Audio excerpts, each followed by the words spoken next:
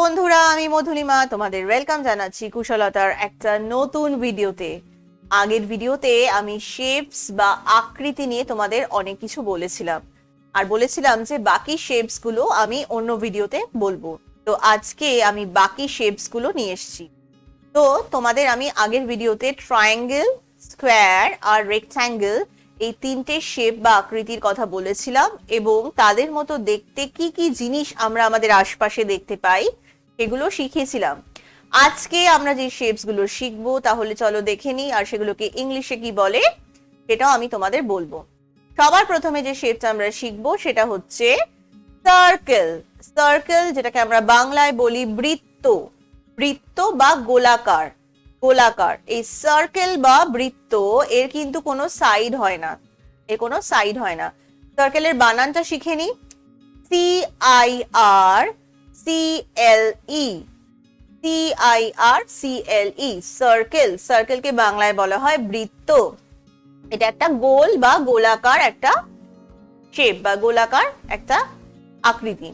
এবার এই সার্কেলের মতন আর কোন কোন জিনিস আমরা আমাদের আশপাশে দেখতে পারি বলতো? সবার প্রথমে হচ্ছে হুইল বা চাকা। হুইল, তোমরা নিশ্চয়ই দেখেছো যে গাড়িতে চাকা থাকে। যে কোনো গাড়ি তোমরা যদি দেখো, সেটা বাস হোক বা তোমার চার চাকার গাড়ি হোক, যেমন হচ্ছে ধরো কোনো মারুতি, বা ইভেন যদি তুমি বাইকের কথা বলো, বাইক হোক, সাইকেল হোক, রিক্সা হোক, অটো হোক, প্রত্যেকটা যানবাহন বা প্রত্যেকটা ভেহিকেলেই কিন্তু হুইল থাকে বা চাকা থাকে। এই চাকা ছাড়া কিন্তু কোনো গাড়ি চলতে পারবে না। এই চাকার শেপ বা আকৃতি হচ্ছে গোলাকার। দেখো, এই আমি একটা ছবি দিয়েছি, একটা গোলাকার একটা আকৃতি। নিশ্চয়ই তোমরা লক্ষ্য করেছো, নিশ্চয়ই তোমরা চাকা দেখেছো, সেটা তো খেলনা গাড়ি হোক বা সত্যিকারের গাড়ি হোক। তাহলে গোলাকার কোন জিনিস হয়? সেটা হচ্ছে হুইল, WHEEL, হুইল, যেটাকে আমরা বাংলায় বলি চাকা। আবার হুইল ছাড়া কোন জিনিসটা গোলাকার হয় বা বৃত্তর মতো হয়? আরেকটা জিনিস হচ্ছে বল।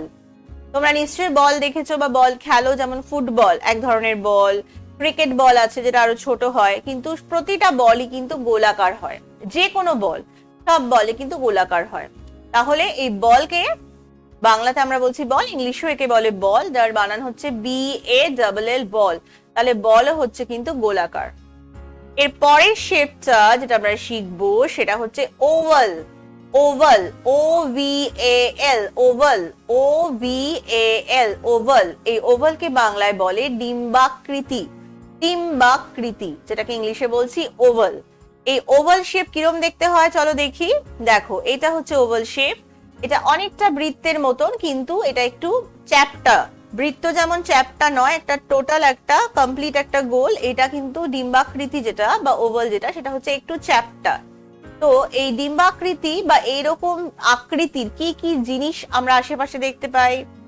একটা তো তোমরা নিশ্চয়ই গেস করতে পারছো বা তোমাদের মাথায় নিশ্চয়ই আসছে, সেটা হচ্ছে কি বলতো, যেটা নাম দিয়ে নামটা দেয়া হয়েছে। হ্যাঁ, ঠিক বলেছো, ডিম। ডিম হচ্ছে ডিম্বাকৃতি বা ওভাল শেপের হয়। ডিম হচ্ছে ওভাল শেপের হয়। তোমাকে যদি আমি জিজ্ঞেস করি যে ডিমের শেপ কি, তুমি নিশ্চয়ই বলতে পারবে যে ওভাল শেপ। এই ডিমকে ইংলিশে বলে এগ, EGG, এগ। দেখো এই ডিম, তোমরা সেই ডিম যদি কাঁচা ডিম দেখো বা সেদ্ধ ডিম দেখো, অর্থাৎ গোটা ডিম, তাহলে তার শেপটা বা আকৃতিটা কিন্তু ওভাল হয়, পুরোপুরি গোল হয় না, ওভাল। ডিম ছাড়ার কোন জিনিস ওভাল হতে পারে?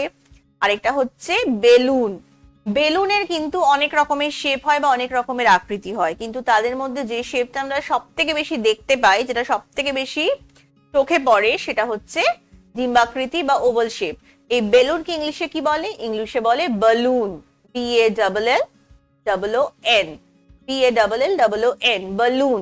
তো এই বালুন কিন্তু ডিম্বাকৃতি বা ওভাল শেপের হয়।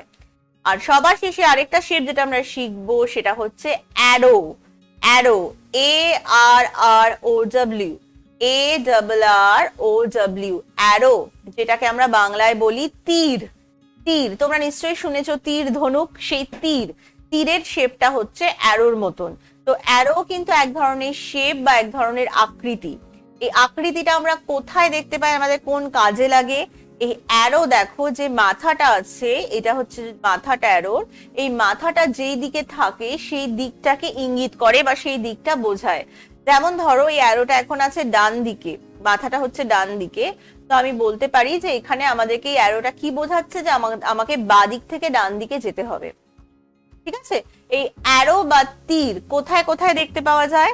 যেটা দেখতে পাওয়া যায় সেটা হচ্ছে সাইনবোর্ড। সাইনবোর্ড মানে কি?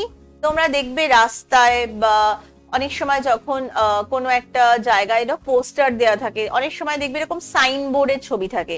সাইনবোর্ড দেখো একটা অ্যারোর মতো, এটা তোমাকে সাহায্য করে বুঝতে যে তুমি কোন দিকে যাবে।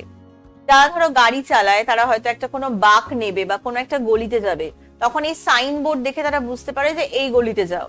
কিংবা যখন আমরা কোনো দূরে কোথাও কোনো পথে যাই, তখন কিন্তু দেখবে রাস্তায় অনেক জায়গায় বিভিন্ন রকম সাইনবোর্ড রাখা থাকে এবং সেখানে লেখা থাকে যে সেই জায়গাটার কত দূরে। তো এই সাইনবোর্ডের শেপ কিন্তু অ্যারোর মতন। ঠিক আছে, সাইনবোর্ডের শেপ হচ্ছে অ্যারোর মতন। তো এই অ্যারো বা তীর হচ্ছে এক ধরনের শেপ বা এক ধরনের আকৃতি। তাহলে কোন আকৃতিগুলো আমরা শিখলাম এই ভিডিওটাতে? সবার প্রথমে শিখলাম গোল বা সার্কেল, যেটাকে আমরা বাংলায় বলছি বৃত্ত আর ইংলিশে বলছি সার্কেল। কোন জিনিসটা গোলাকার হয়? চাকা বা হুইল হচ্ছে গোলাকার, আর বল হচ্ছে গোলাকার। এরপরে আমরা যেটা শিখলাম সেটা হচ্ছে ওভাল। ওভাল বা ডিম্বাকৃতি। তো কোন কোন জিনিস ডিম্বাকৃতি বা ওভাল হয়? প্রথম হচ্ছে, এটা হচ্ছে ওভাল শেপ। প্রথম হচ্ছে ডিম বা এগ, যার শেপ হচ্ছে ওভাল। আর এর পরের শেপ হচ্ছে বালুন, যেটাকে আমরা বাংলায় বলছি বেলুন, এর শেপও কিন্তু ওভাল হয়। আর সবার শেষে আমরা যেটা শিখলাম সেটা হচ্ছে অ্যারো। অ্যারো মানে হচ্ছে তীর। এই অ্যারোর মাথাটা যেই দিকে থাকবে সেই দিকটা নির্দিষ্ট করছে বা সেই দিকটা বোঝাচ্ছে। এই অ্যারো আমরা কোথায় দেখতে পাই? আমরা সাইন বোর্ডে দেখতে পাই। সাইনবোর্ড মানে বড় বড় রাস্তায় বা অনেক সময় রাস্তার ওপরে এরকম অ্যারো দিয়ে কোনো একটা জায়গার নাম লেখা থাকে বা আমাদের চিহ্নিত করতে সাহায্য করে যে আমরা কোন দিকে যাব। তো আজকে আমরা এই শেপস গুলো শিখলাম বা এই আকৃতিগুলো শিখলাম। আশা করি তোমরা বুঝতে পেরেছো। এরপর যখন এই আকৃতিগুলো দেখবে নিশ্চয়ই তাদের ইংলিশ নামটাও তোমাদের মনে থাকবে। পরের ভিডিওতে আমি বাকি আকৃতিগুলো বা বাকি শেপস গুলো নিয়ে তোমাদের কাছে আবার আসবো। যদি তোমাদের এই ভিডিওটা ভালো লেগে থাকে তাহলে লাইক করো। যদি তোমরা মনে করো যে অন্য কাউকে ভিডিওটা পাঠালে তারা উপকৃত হবে তাহলে শেয়ার করো। ভিডিওটা সাবস্ক্রাইব করতে ভুলো না। আর যদি তোমরা চাও যে যখনই আমি কোনো নতুন ভিডিও দিই তার আপডেট বা নোটিফিকেশন তোমরা পেয়ে যাও, তাহলে এই বেল আইকনে গিয়ে ক্লিক করো। তাহলে কিন্তু প্রতিবার আমি যখনই নতুন ভিডিও দেব তার নোটিফিকেশন তোমরা পেয়ে যাবে। এছাড়া যদি তোমরা আমাকে কিছু বলতে চাও তাহলে তোমরা www.kushalata.com এই ওয়েবসাইটে গিয়ে তোমাদের বক্তব্য বা পরামর্শ রাখতে পারো। আমি তোমাদের সাহায্য করতে ভীষণ খুশি হব।